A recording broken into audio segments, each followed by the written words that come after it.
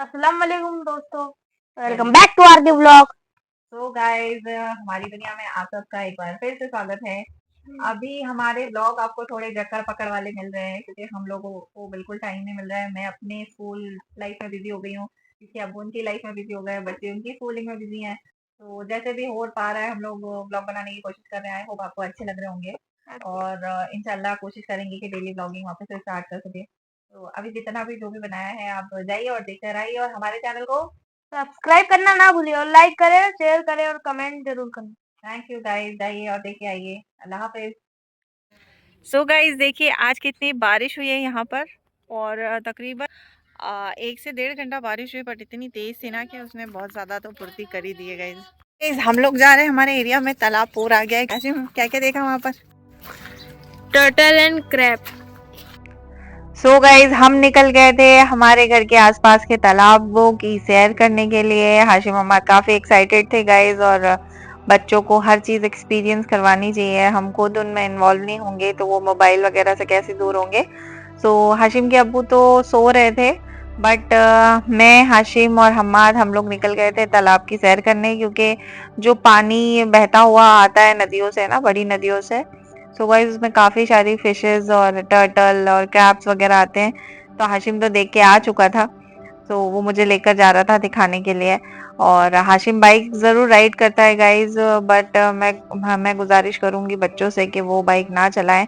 हमारा फार्म है और ये फार्म पर ही गाड़ी चलाता है बस गाइज। ये मेन रोड वगैरह पर नहीं चलाता है, तो हमने भी इसे सिखाने के तौर पे कभी कभी दे देते हैं बाइक राइड, और हमेशा उसके अब्बू या मैं साथ में होते ही हैं।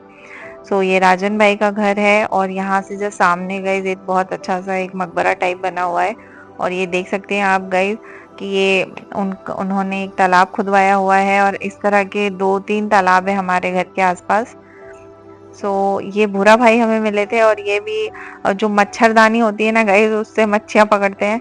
तो ये मच्छरदानी लेकर अपनी मच्छियाँ पकड़ने जा रहे थे, फिशेस पकड़ने जा रहे थे, और हम पहुंच गए थे। ये स्पॉट भी बहुत अच्छा था, तो हाशिम ने मुझे दिखाया।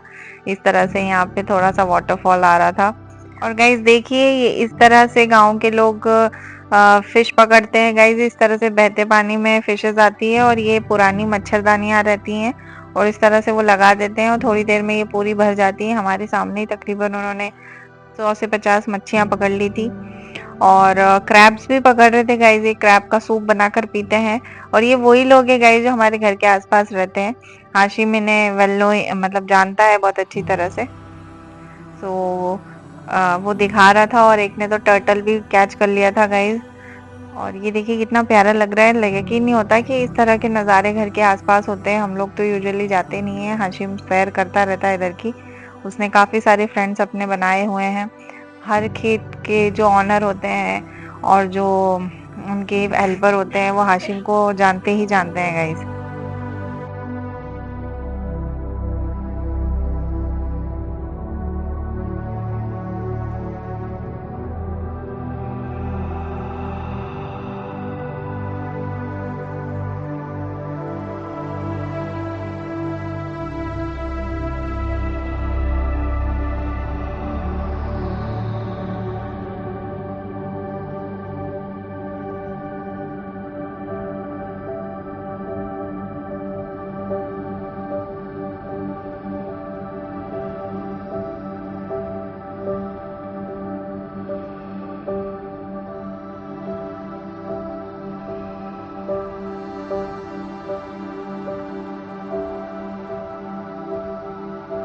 हम ये देखने आए थे गाइस, ये रहा यहाँ पर तालाब, जो अब लबालब भर चुका है, और सिर्फ हाफ एन आवर ही बारिश हुई है गाइस, और इतना ज्यादा बारिश हो, मतलब इतना ज्यादा भर गया है। ये देखिए गाइस, ये देखिएगा हो रहा है गाइस, औसम मौसम हो रहा है। गर्मी तो है।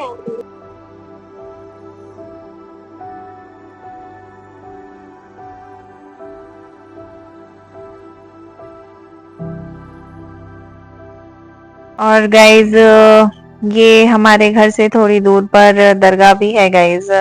यहाँ पर जो राजन भाई है वो काफी बिलीवर है इनके, और वही इसकी ज्यादातर देखभाल वगैरह करते हैं। माशाल्लाह अल्हम्दुलिल्लाह, अल्लाह का लाख लाख और करोड़ों शुक्र है। गाइज हाशिम कब बाइक राइड करने लगा पता ही नहीं चला, और उसके साथ बैठकर एक अलग सी फीलिंग आती है गाइज। कभी कभी लगता है कि जैसे कल की ही बात हो, जब हाशिम को मैंने फर्स्ट टाइम हॉस्पिटल में अपने पास देखा था। अल्लाह का लाख लाख शुक्र अदा करती हूँ मैं, ये वक्त कितनी जल्दी गुजर गया है कि आज देखिए गाइज वो मुझे पीछे बैठाकर और बाइक राइड पर ले जा रहा है माशाल्लाह से। और गाइज काफी लोग बोलेंगे कि अभी वो छोटा है, उसको बाइक नहीं देना चाहिए, तो हम भी छोटे थे और हमें भी शौक था बाइक राइड करने का। हम लोग लोगों से एक्सपेक्ट करते थे कि उनकी गाड़ी मांग लें या फिर कोई हमें दे दे, बट ऐसा होता नहीं है, आप खुद भी जानते हैं। सो मैं और मेरे हस्बैंड तो यही बिलीव रखते हैं कि जितना हो सके हम खुद ही अपने बच्चों के लिए इनफ हो, वो किसी और से उम्मीद रखे ही ना किसी चीज की सिवाय अल्लाह ताला के। तो उसके अब्बू और हम पहले से ही वो सारी चीजें उन्हें प्रोवाइड करवा देते हैं, जिसकी वजह से बच्चा ना ही हमसे झूठ बोले और ना ही वो कुछ दूसरे ट्रिक आजमाए। सो बच्चों को बिगाड़ने में सबसे बड़ा हाथ माँ बाप का ही होता है गाइस। जब वो उनकी नीड देखकर अगर हम उनकी नीड पूरी नहीं करते हैं तो बच्चे गलत रास्ते पर चले जाते हैं। हाशिम के बहुत सारे फ्रेंड्स हैं यहाँ पर, तो वो चाहे तो उनसे भी बाइक लेकर चला सकता है ऐसा कुछ, बट हाँ उसके अब्बू खुद ही दे देते हैं तो उसे इस चीज़ की ज़रूरत नहीं पड़ती है। सो मैं भी यही कहूँगी कि अपने बच्चों की डिमांड्स को देखते हुए या उनको जो भी चीज़ें लगती हैं अगर वो हम खुद ही प्रोवाइड करवा देंगे तो बच्चा कभी गलत रास्ते पर नहीं जाएगा गाइज। बचपन में अगर हम अपने बच्चों पर ध्यान देंगे तो इंशाल्लाह हमें बड़े होकर रोना नहीं पड़ेगा, क्योंकि मैंने बहुत सारे लोगों को देखा है कि वो जब बच्चे छोटे रहते हैं तो तेरी मेरी और लोगों के मसलों में और घर की किचकिच में उलझे हुए रहते हैं, कमाने में लगे हुए होते हैं और अपने बच्चों का वो टाइम वो इन्हीं चीज़ों में गुजार देते हैं। सो वो पेरेंट्स से मेरी खास गुजारिश है कि ये टाइम बच्चों का लौट कर वापस नहीं आता है, तो अपने बच्चों के लिए डेडिकेट रहिए, क्योंकि कोई दूसरा आपको हथेली लगाने नहीं आएगा। यही आपकी असली दौलत है, तो जितना हो सके आप इन्हीं पर ध्यान दीजिए। और मैं इसलिए ऐसा कह रही हूँ गाइज, ये कोई लेक्चर नहीं है, मैं एज अ टीचर मैं बहुत ज़्यादा काउंसलिंग करती हूँ पेरेंट्स वगैरह से, तो 99% लोगों की यही प्रॉब्लम होती है कि उनके बच्चे उनकी सुनते नहीं हैं, क्योंकि पेरेंट्स भी कई जगह बच्चों की नहीं सुनते हैं। हमें बच्चों को भी सुनना चाहिए गाइज, उनके जो थॉट्स होते हैं उनको भी इम्पोर्टेंस देना चाहिए। हाँ आप उन्हें गाइड ज़रूर करिए, क्योंकि बच्चा माँ बाप से इतना आगे नहीं जाता है कि अगर आप कुछ बता रहे हैं कि ये चीज़ ठीक नहीं है तो फिर भी वो करेगा। सो अपने बच्चों को समझिए गाइज, बस यही अपनी रियल दौलत है बजाय दूसरी चीज़ों के। तो और गाइज ये मंथ हाशिम का बर्थडे मंथ है और लास्ट मंथ इसके अब्बू का बर्थडे था और जून में हम्माद का बर्थडे था, तो इन तीनों बाप बेटों का जो बर्थडे होता है वो सीक्वेंस में आता है, पहले हम्माद का, फिर हाशिम के अब्बू का और फिर हाशिम का। सो तीनों के ही मैंने कपड़े वगैरह नहीं लिए थे बर्थडे वगैरह के लिए, सो मैंने सोचा कि आप दिला ही देते हैं, क्योंकि इन्हें इनकी नानी की तरफ से और मम्मा की तरफ से भी जो भी मनी मिली है तो जाहिर सी बात है बच्चों पर ये उसको एक्सपेंड करना चाहिए। तो हम लोग निकल गए थे गाइज और हम लोग आ गए थे विशाल मेगा मॉर्ट, क्योंकि लास्ट टाइम यहाँ पे हाशिम ने पैंट्स बाई की थी तो वो काफ़ी अच्छी निकली है, तो उसको यहीं से ही चाहिए थी। और हाशिम के अब्बू के लिए भी शॉपिंग करनी थी और हमाद के लिए भी मैंने सोचा यहीं से देख लेते हैं अगर अच्छी है तो। इस तरह से मॉल में भी हम लोग हाशिम हमाद को ही आगे रखते हैं कि तुम लोग ही अपनी चीज़ें पसंद करो, वो हमारे पास लेकर आते हैं गाइस कि ये अच्छी है या नहीं, और उसके बाद ही हम उन्हें बताते हैं कि हाँ ठीक है और नहीं है। सो हम लोग इस तरह से ही शॉपिंग करते हैं, हम लोग शॉपिंग में भी बच्चों को आगे रखते हैं गाइस, ताकि वो अभी से सीखें सारी चीज़ें। और इससे बच्चा स्पॉइल नहीं होता है गाइस, ऐसा नहीं है कि हम उन्हें बिगाड़ रहे हैं। बच्चों को सीखना चाहिए, इंडिपेंडेंट बचपन से बनाना चाहिए गाइस। मेरी मम्मी पापा ने भी मुझे इंडिपेंडेंट बनाया, क्योंकि मैं अपनी मर्जी से ही अपने क्लोथ सिलेक्ट करती थी और शुरू से ही इन्होंने मुझे डिसीजन लेने के लिए कैपेबल बनाया, ताकि मैं बड़े होकर भी किसी पर डिपेंड ना रहूं या फिर कहीं भी झिझकू ना। तो मैं भी चाहती हूँ कि जैसी परवरिश मेरे माँ बाप ने मेरी की है मैं भी अपने बच्चों की परवरिश उसी तरह से करूँ। सो ऐसा नहीं है गाइस कि माँ बाप एक जज बन के बैठे रहे और बस सिर्फ हुक्म चलाएं, और ना ही मैं एक्सपेक्ट करती हूँ गाइस कि मैं मेरे बच्चों के लिए ये सब कर रही हूँ तो वो बुढ़ापे में मेरा सहारा बनेंगे, क्योंकि ये तो एक रबिश सी बात है। बच्चे नहीं कहते हैं हमें कि हम उन्हें पैदा करें, हम खुद अपने खुशी से उन्हें दुनिया में लाते हैं। तो इसका मतलब ये नहीं है कि उनके आने के बाद जो चीज़ें हम बचपन में उन्हें के लिए कर रहे हैं या हम उनका ख्याल रख रहे हैं या हम उन्हें पाल पोस कर बड़ा कर रहे हैं तो हम ये एक्सपेक्ट रखें फिर बुढ़ापे में वो हमें इन सब चीज़ों का रिटर्न दे।